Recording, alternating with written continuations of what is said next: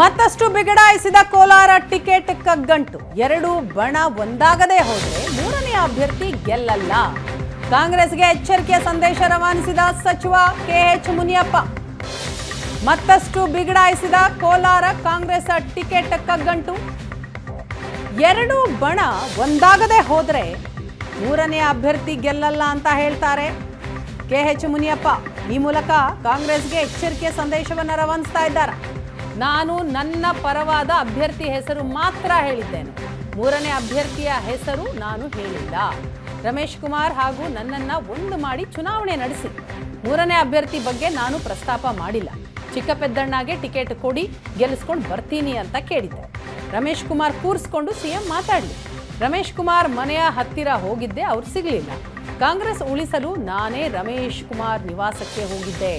ಬೇರೆ ಕ್ಷೇತ್ರ ಸಮಸ್ಯೆ ಬಗೆಹರಿಯುತ್ತೆ, ಆದರೆ ಕೋಲಾರ ಯಾಕೆ ಬಗೆಹರಿಯೋದಿಲ್ಲ ಅಂತ ಮುನಿಯಪ್ಪ ಪ್ರಶ್ನೆ ಕೇಳ್ತಾರೆ.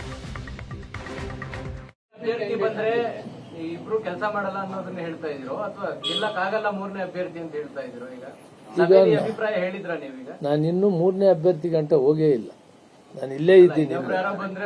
ಅಲ್ಲ, ನಾನು ಯಾರ ಅಭ್ಯರ್ಥಿ ಹೆಸರು ಹೇಳಿಲ್ಲ, ನಾನು ಯಾರಿಗೂ ಪ್ರಪೋಸು ಮಾಡಿಲ್ಲ. ನಮ್ಮಲ್ಲಿ ಒಂದಾಗಿ ಒಮ್ಮತದ ಅಭ್ಯರ್ಥಿ ಮಾತ್ರ ಗೆಲ್ಲಕ್ಕೆ ಸಾಧ್ಯ ಅಂತ ಅಲ್ಲಿಗೆ ನಿಲ್ಲಿಸ್ತೀನಿ, ಮುಂದಕ್ಕೆ ಹೋಗಲ್ಲ.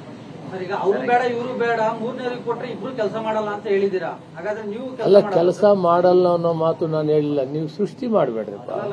ನನ್ನ ಪ್ರತಿ ಮಾತಿಗೂ ಕೂಡ ಅರ್ಥ ಇರ್ತದೆ. ನಾನು ಬಹಳ ಜವಾಬ್ದಾರಿಯಾಗಿ ಮಾತಾಡ್ತೀನಿ.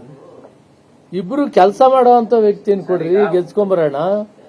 ಇಬ್ರು ಒಪ್ಪಿಸಿ ಕೆಲಸ ಮಾಡೋದು ನಿಮ್ಮಿಬ್ಬರದು ಜವಾಬ್ದಾರಿ ಇದೆ, ಆ ಕೆಲಸ ಮಾಡಿ. ನಿಮ್ಮ ಮಾತಲ್ಲಿ ಸ್ಪಷ್ಟವಾಗಿ ಹೇಳ್ತಾ ಇದ್ರ ಸರ್ವೆನಲ್ಲಿ ಬಂದಿರೋದು ಚಿಕ್ಕಪದ್ದಣ್ಣ ಹೆಸರು, ಚಿಕ್ಕಪದ್ದಣ್ಣಗೆ ಕೊಡಿ, ಬೇರೆಯವ್ರಿಗೆ ಬೇಡ ಅನ್ನೋದು. ಆಯ್ತಪ್ಪ, ಚಿಕ್ಕಪದ್ದಣ್ಣ ಬಿಟ್ಟು ಇನ್ನು 1, 2, 3 ಹೆಸರು ಇರ್ತದ್ರಿ. ಸರ್ವೆನಲ್ಲಿ ಒಬ್ಬರೇ ಇರಲ್ಲ. ಆ 3 ಹೆಸರಲ್ಲಿ ಯಾರ್ಯಾರದು ಸರ್ವೆ ಬಂದಿದೆ ನನಗೆ ಗೊತ್ತಿಲ್ಲ. ನೀವ್ ಹೇಳ್ತಾ ಇದ್ರಿ ಚಿಕ್ಕಪದ್ದಣ್ಣ 1 ಬಂದಿದೆ ಅಂತ. 2, 3 ಎಲ್ಲ ಇರ್ತಾವಲ್ಲಪ್ಪ, ಒಪ್ಪಿಸ್ಬಿಟ್ಟು ಯಾರಿಗನ್ನ ಕೊಡ್ಲಿ, ಕಾಂಗ್ರೆಸ್ ಗೆಲ್ಬೇಕಲ್ಲಪ್ಪ ಅಲ್ಲಿ.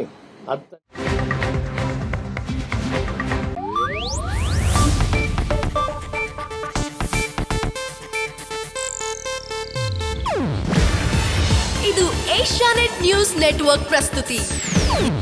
ನೀವು ನೋಡ್ತಿದ್ದೀರಾ ಏಷ್ಯಾನೆಟ್ ಸುವರ್ಣ ನ್ಯೂಸ್.